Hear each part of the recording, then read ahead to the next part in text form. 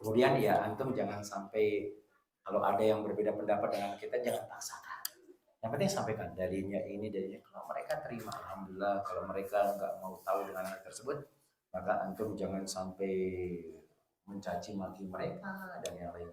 Karena mungkin masih ada yang tidak jelas menurut mereka. Nah, hotel mungkin ada pertanyaan, ibu-ibu?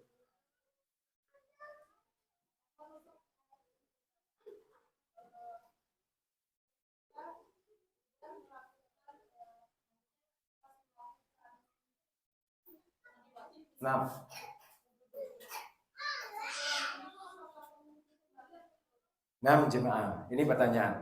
Ketika kita mandi wajib kan ada wudhu di sana. Apakah setelah mandi itu kita diwajibkan wudhu? Tidak, itu cukup.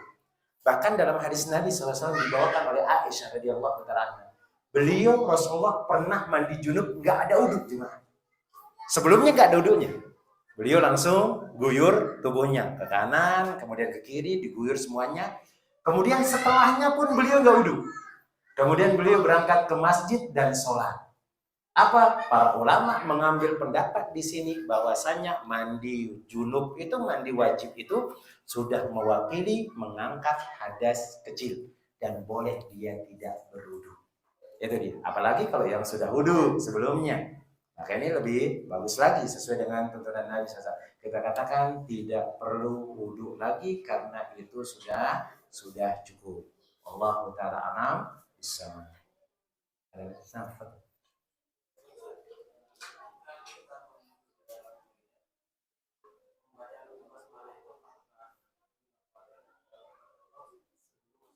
Jemaah.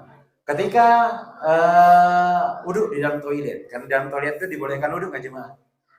Di dalam kan dibolehkan wudhu. Ada yang mengatakan dilihat toiletnya. Kalau dia tempat buang hajat, sebagian ulama mengatakan nggak boleh.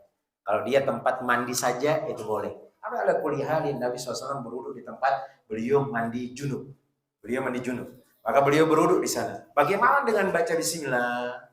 Maka dikatakan oleh para ulama yang benar itu adalah antum baca bismillah dari luar, niatkan sekalian untuk mandi. Niat untuk masuk ke kamar mandi, niat untuk dibaca ketika mandi junub. Kemudian bagaimana Ustadz kalau sudah di dalam kamar mandi? Kita lupa tadi baca bismillah. Kalau memang antum sempat keluar. Apalagi kalau dalam rumah kan, lihat anak-anak nggak ada, lompat nah sebentar keluar. Tapi hati-hati jangan sampai jatuh antum. Antum bayangin lompat keluar pakai anduk saja, lompat keluar jatuh. Kan kasihan. Lompat keluar sebentar, bismillah, masuk. Silakan. Terus bagaimana kalau di tempat umum, Ustaz, orang lagi ngantri? Maka sebagian ulama mengatakan, ya sudah. Antum niatkan saja di dalam hatinya antum. Itu kata para ulama. Kalau memang itu darurat. Tapi kalau antum bisa keluar, jelas keluar. Karena tidak boleh membaca basmalah di dalam kamar mandi. Nah, Allah karena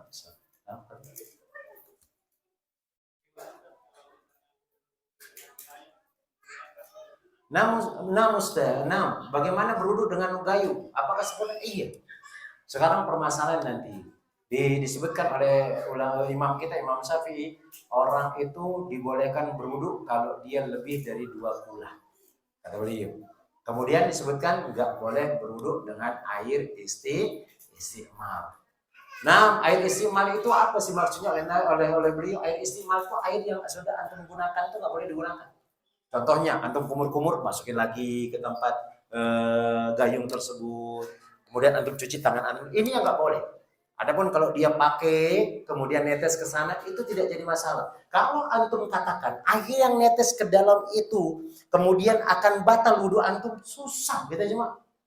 Karena antum berwudhu itu setiap antum ngambil air, pergi ke yang lain. Cuci muka, kena tangan antum. Cuci tangan antum, kena kepala antum. Cuci rambut antum, kena lagi muka antum.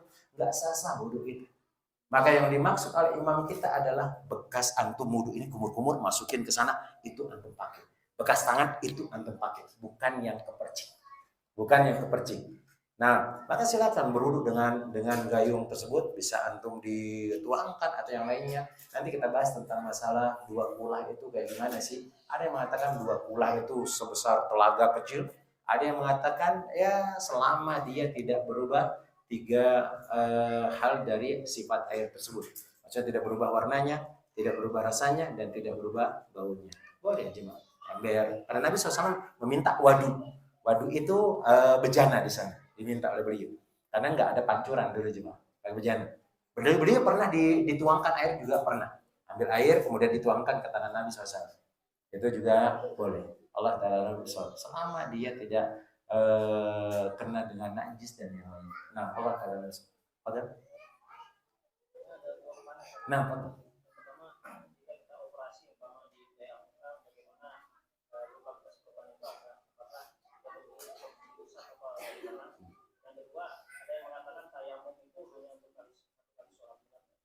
lah jemaah. Pertama kita jawab yang kedua. Wudhu tayamum itu sama hukumnya dengan wudhu. Wudhu tayamum itu sama hukumnya dengan wudhu. Berlaku dia. Apa yang membatalkan tayamum itu yang apa yang membatalkan wudhu itu yang membatalkan tayamum. Ditambah satu. Adanya air. Kalau antum tayamum nggak kentut, nggak buang air besar, kemudian nggak kencing antum, maka masih bisa digunakan untuk ibadah yang berikutnya. Boleh. Kedudukannya sama dengan wudhu.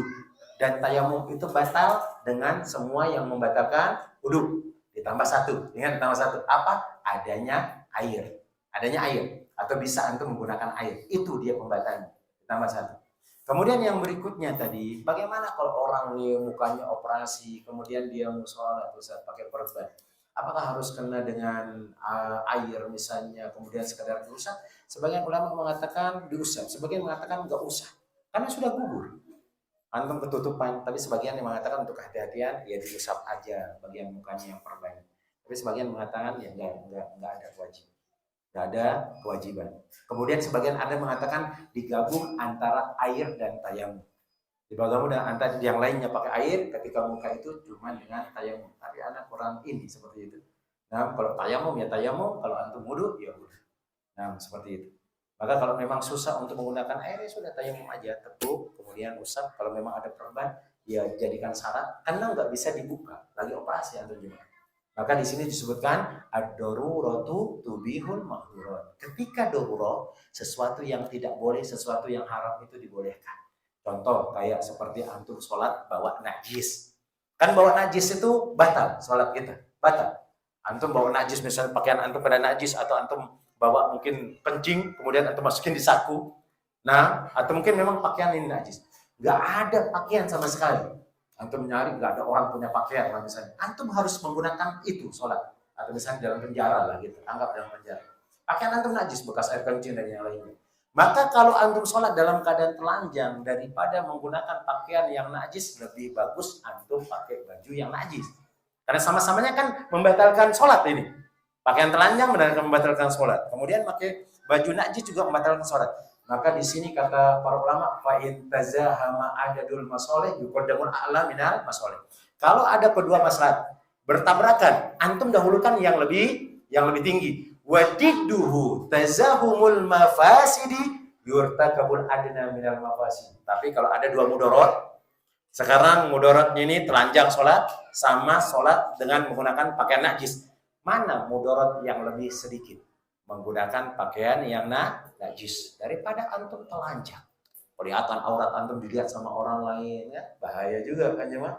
Nah, lebih baik antum sholat dalam keadaan pakaian najis dan itu boleh ketika darurat. Karena ketika darurat itu sesuatu yang haram dibolehkan. Nah, jemaah. Allah Ta'ala alam. Nah, mungkin kita cukupkan. Insyaallah kalau ada pertanyaan minggu depan kita akan berjumpa lagi. Bismillahirrahmanirrahim. Ta'ala. Kita akan melanjutkan pembahasan kita tentang masalah masih berwudu. Semoga Allah Ta'ala memudahkan semua urusan kita, kemudian memudahkan dunia dan akhirat kita, memudahkan kita untuk terus beribadah kepada Allah Jalla Jalaluhu, kemudian menutup usia kita dengan husnul khatimah dan memasukkan kita ke dalam surganya. Amin ya rabbal alamin. Kita cukupkan dengan doa kafaratul majlis. Subhanakallahumma wa bihamdika asyhadu an la ilaha illa anta astaghfiruka wa atubu ilaik. Assalamualaikum warahmatullahi wabarakatuh.